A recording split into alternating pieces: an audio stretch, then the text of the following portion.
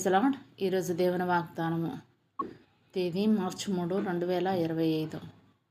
కీర్తనల గ్రంథము 119వ అధ్యాయము 4వ వచనము. నీ ఆజ్ఞలను జాగ్రత్తగా గైకొనవలనని నీవు మాకు ఆజ్ఞాపించి ఉన్నావు. ఆమేన్. నీ ఆజ్ఞలను జాగ్రత్తగా గైకొనవలనని నీవు మాకు ఆజ్ఞాపించున్నావు. ఆజ్ఞలు అంటే తప్పకుండా చేసి తీరాల్సినవి. బ్రిటిష్ వారు మన దేశాన్ని పరిపాలిస్తున్నప్పుడు do or die, don't say why అనేవారట. ఆజ్ఞ అనేది ప్రశ్నించడానికి వీలు లేనిది. దేవుడు మనకు ఆజ్ఞలు ఎందుకు ఇచ్చాడు అంటే మనల్ని నిర్బంధించడానికి కానే కాదు, మనల్ని సక్రమమైన మార్గంలో నడిపించడానికి మాత్రమే. ఆయన మనల్ని నిర్బంధించి ఉంటే మనకిష్టం వచ్చినట్టు జీవించే వారమే కాదు కదా. ఆయన మనకు పరిపూర్ణ స్వేచ్ఛనిచ్చాడు. ఆ స్వేచ్ఛలోనే మనం పరిశుద్ధ జీవితం జీవించడానికి ఆజ్ఞలను ఇచ్చాడు. ఆయన ఇచ్చిన స్వేచ్ఛను అనుభవిస్తూనే ఆయన ఆజ్ఞలను అనుసరించగలగాలి. ఆజ్ఞలు అంటే ఏవి? ధర్మశాస్త్రంలో ఉన్న 10 ఆజ్ఞల్లో విశ్రాంతి దినమును గురించి ఆజ్ఞ తప్ప మిగిలినవన్నీ నూతన నిబంధన పునఃస్థాపన చేయబడ్డాయి.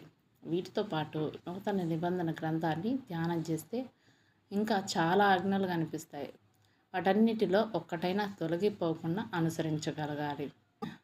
దేవుడు అంటున్నాడు మత్తయి సువార్త 7వ అధ్యాయం 21వ వచనంలో, ప్రభువా ప్రభువా అని నన్ను పిలుచు ప్రతి వాడును పరలోక రాజ్యంలో ప్రవేశింపడు కానీ పరలోకమందున్న నా తండ్రి చిత్త ప్రకారం చేయువాడే ప్రవేశించును అని.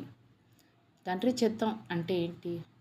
ఆయన చిత్త ప్రకారం జరిగించడం అంటే ఏంటంటే ఆయన ఆజ్ఞలను అనుసరించి జీవించువాడే పరలోక రాజ్యంలో ప్రవేశిస్తాడంట. ఉదయాన యేసు ప్రభువారు బోధిస్తున్నప్పుడు వింటున్న సమూహంలో ఉన్న ఒక స్త్రీ ఈ రీతిగా కేకలు వేస్తుంది. ఏమనంటే లూకాసు వార్త 11వ అధ్యాయం 27, 28 వచనాల్లో, నిన్ను మోసిన గర్భమును నీవు కుడిచిన స్థనములను ధన్యములైనవని కేకలు వేసి చెప్పగా ఆయన అవును గాని దేవుని వాక్యం విని దానిని గైకొని వారు మరిధన్యులని చెప్పెను అని పరిశుద్ధ లేఖనం సెలవిస్తుంది. మనము ఆయన ఆజ్ఞల ప్రకారం జీవించగలిగితే పరిశుద్ధరాలైన మరియ కంటే ధన్యులమని యేసు ప్రభువారే చెప్తున్నారు. మనము ఆయన ఆజ్ఞల ప్రకారం జీవించడం ద్వారా ఆయన ప్రేమయందు నిలిచి ఉండగలం. యోహాను సువార్త 15వ అధ్యాయం 10వ వచనంలో, నేను నా తండ్రి ఆజ్ఞలు గైకొని ఆయన ప్రేమయందు నిలిచి ఉన్న ప్రకారం మీరును నా ఆజ్ఞలు గైకొన్న ఎడల నా ప్రేమయందు నిలిచియుందురు అంటున్నారు యేసు ప్రభువారే. ఆయన ఆజ్ఞలు భారమైనవి కావు. మనం ఆయన ఆజ్ఞలను గైకొనడం ద్వారా ఆయనను ప్రేమించిన వారం అవుతాం.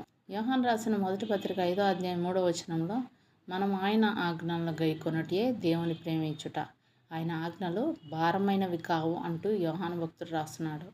పరిశుద్ధ జీవితం జీవించడానికి ఒక నిర్ణయం తీసుకొని ఆయన ఆజ్ఞలు గైకొనడం గనక ప్రారంభిస్తే అవి మనకు చెప్పలేనంత సంతృప్తిని, దాని ద్వారా గొప్ప సమాధానాన్ని కూడా అనుగ్రహిస్తాయి. ఇట్టి అనుభవంలోకి మనం రావాలని దేవుడు ఆశిస్తున్నాడు. అందుకే ఈ వాగ్దానాన్ని మనకిస్తున్నాడు. కనుక ఈ వాగ్దానం స్వతంత్రించుకుందాం. ఆ రీతిగా మన జీవితాలను సిద్ధపరచుకుందాం. ఆమేన్. దేవుడు తన పరిశుద్ధ వాక్యాన్ని మనం వినికిడి అందు దీవించును గాక. ఆమేన్.